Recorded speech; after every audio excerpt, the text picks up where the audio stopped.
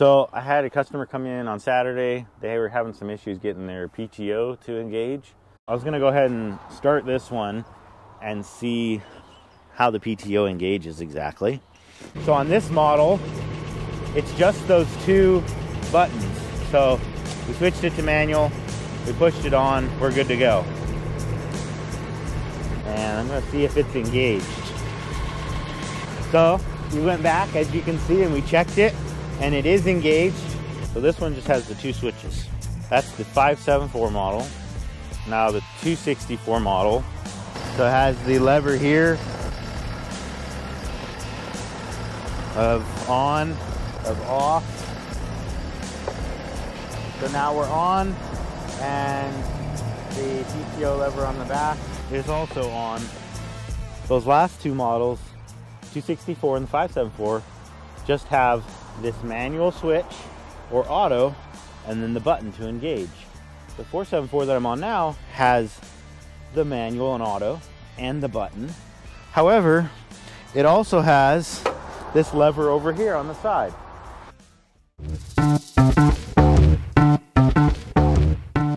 All right, so one of the other questions we get asked quite frequently is where to fill the hydraulic fluid from. So this is a 264 model. So we've got the seat up now, and it's right here where this yellow cap is.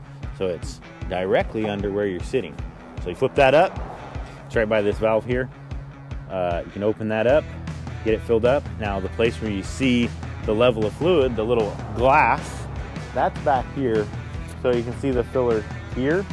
And on this one, the 574, this one has a dipstick also, which is off to the side on the left side of the filler.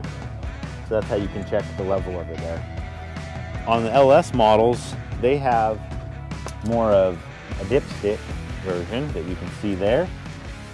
Still in the rear of the tractor, but no sight glass. All right, so we're going to go over a couple other things with the 264 model specifically. This one is the operator's manual. You get this with your tractor. This one's more of a workshop manual, so if you're working on a tractor, we use these in our shop, but really this one tells you most everything you need to know. So, section E is for maintenance. This is probably the most helpful section you'll have in the TYM 264 manual or 474, 574, any of the TYM or LS products that we sell. So this side here goes through and it pinpoints through this code here when you need to check it or when it's recommended to check. So engine oil, fuel filter, radiator coolant, air cleaner, fan belt, battery, all these things, you know, probably isn't gonna hurt at all to check or adjust those daily. So in this, it has a star here on this one, engine oil 50. So that's how many hours of use, the star, service by workshop. That's recommended for us to do it specifically just to check it over and see if there's any particulates through that oil or in that filter, and just to make sure everything gets cleaned out real nice.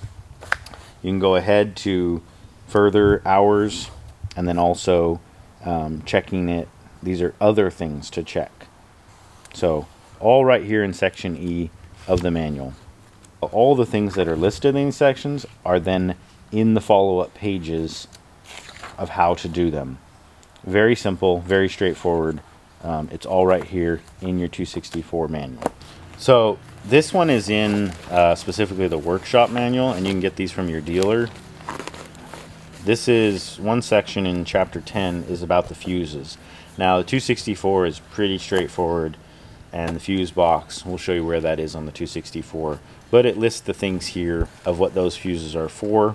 This is some of the things when something goes wrong or your lights go out or there's just something not working, we recommend you check those fuses first. Down here are some additional fuses that may need to be checked if you're having some challenges with your tractor.